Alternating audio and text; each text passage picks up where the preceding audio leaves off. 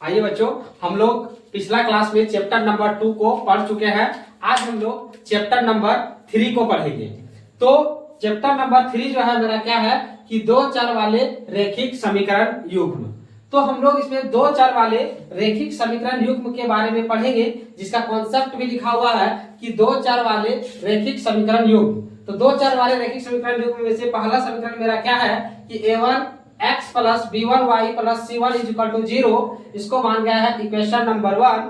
दूसरा मेरा जो है वो है a2 x plus b2 y plus c2 is equal to 0, equation number 2।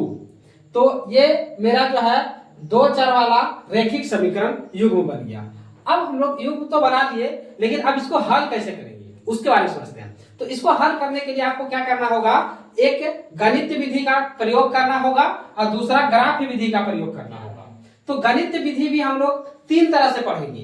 तो पहला पढ़ेंगे विलोपन विधि द्वारा, दूसरा पढ़ेंगे प्रतिस्थापन विधि द्वारा और तीसरा पढ़ेंगे वज्र गुणनखंड विधि द्वारा, और एक ग्राफ विधि है। तो इन सभी तरीका से हम लोग जो है इस चैप्टर को जो है पढ़ने वाले हैं, सॉल्व करने वाले हैं। तो इसमें सबसे मजेदार जो टॉपिक होता है आपका वो विलोपन विधि से अधिकतर बच्चों को बनाने में जो है मजा आता है, और इसी से वो बच्चे जो है अधिकतर बनाते भी हैं।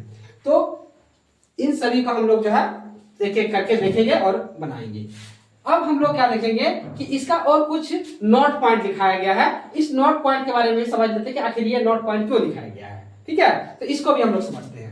तो इसका जो पहला नोट पॉइंट है वो क्या है वो देखते हैं, और ये आपका एग्जाम के दृष्टिकोण से भी इंपॉर्टेंट है, और आप अगर इसको नहीं जान पाइएगा तो आप जो है इसको बना भी नहीं पाइएगा, आपको दिक्कत होगा। तो ये भी आपको जानना जरूरी है। तो पहला नोट पॉइंट इसका क्या है कि a1 बट्टा a2 does not equal to b1 बट्टा b2।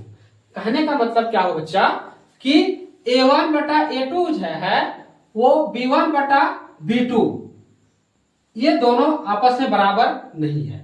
मतलब a1 बट्टा a2 बराबर नहीं होगा b1 बट्टा b2 का। तो क्या होगा, तो बोलता है कि अगर ऐसा हो तो यह प्रतिच्छेदी रेखा होगी। कैसा रेखा होगी, ये प्रतिच्छेदी रेखा होगी।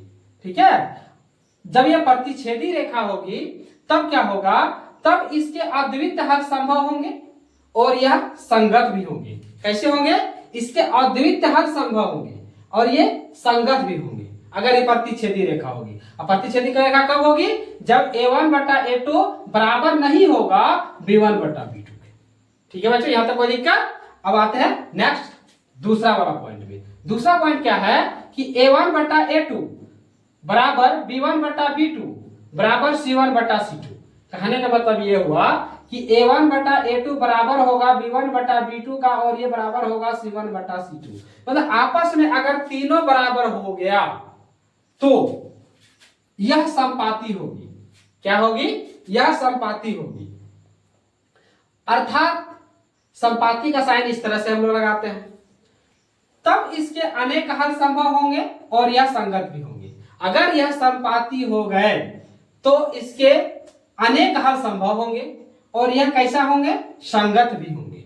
ठीक है बच्चों, तो ये बात समझ में आ गया। अब आते हैं इसका तीसरा पॉइंट, जो कि है a1 बटा a2 बराबर b1 बटा b2 does not equal to c1 बटा c2।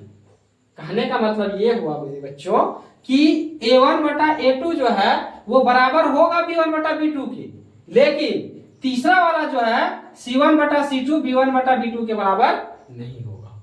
जब इस तरह का कंडीशन बनेगा तब हम लोग क्या बोलेंगे, तो यह समांतर रेखा होगी। जब ऐसा कंडीशन होगा तो ये कैसा रेखा होगी, समांतर रेखा होगी। और आप जानते हैं बच्चों की समांतर रेखा क्या होता है कि इस तरह से हम लोग समांतर रेखा को दिखाते हैं।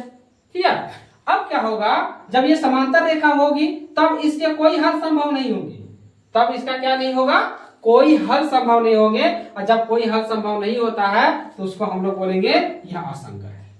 कैसा है, असंगत है।